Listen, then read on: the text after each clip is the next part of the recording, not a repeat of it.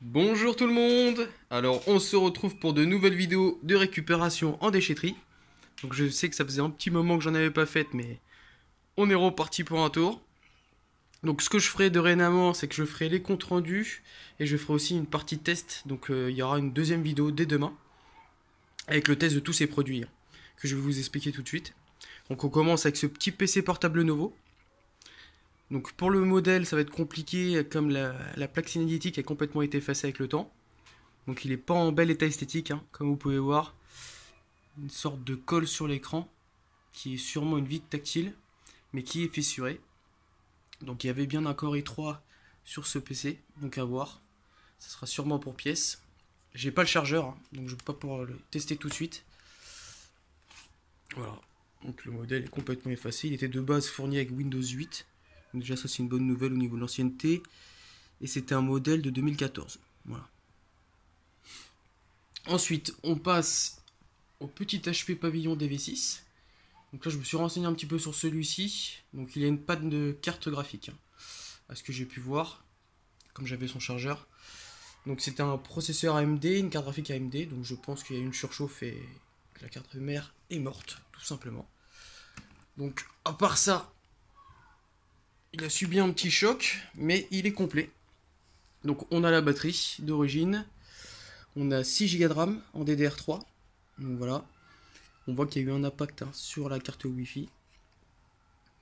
Et un peu sur le disque dur. Donc on verra. Je ferai les tests et je vous dirai ça demain. Ensuite, on passe à un petit SLI de chez Asus. Donc le principe, c'est de connecter deux cartes graphiques identiques dans le même PC pour doubler les capacités, tout simplement. Donc 9. Voilà, on a un petit adaptateur vintage. Voilà, trouvé ça cool, je me suis dit pourquoi pas. Ensuite, on a deux barrettes de RAM, donc une de DDR1 et une de DDR2, donc de 1 Go chacune. Voilà, une emballée, donc ça aussi à tester. Je les testerai et je vous dirai ça demain. On a une petite carte graphique vintage de chez ATI. Donc celle-là, je la testerai aussi, mais bon, il y a de grandes chances qu'elle fonctionne. Il y a juste les pins ici qui sont un peu tordus, mais bon, ça c'est le choc de la benne. Voilà, une ATI RH 128 que tout le monde connaît. Voilà. Ensuite, on a un petit produit de 1985 de chez Apple. Un petit disque dur externe de 20 mégaoctets, qui était quand même pas mal à l'époque. Voilà. À tester. Donc je pense que celui-ci, en vente, il va partir assez rapidement. Ensuite, on a une petite tour montée de chez Grosbill. Voilà.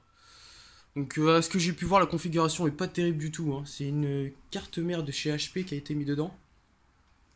Donc pas exceptionnel du tout. C'est de la GP et tout. Je vous dirai ça plus ça demain pour les tests et tout. On vérifie que tout fonctionne bien. À ce que j'ai pu voir déjà, c'est qu'il y avait deux condensateurs gonflés sur la carte mère. Donc c'est plutôt mal barré. Donc à voir.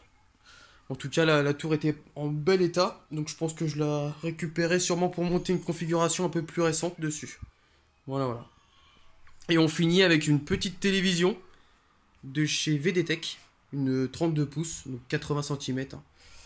Donc celle-ci, je l'ai pu la brancher, mais il n'y avait aucun signe de fonctionnement. Donc à voir, un petit dépannage à faire, on verra bien. Donc je vous dis ça demain, et je vous souhaite une bonne soirée. À demain!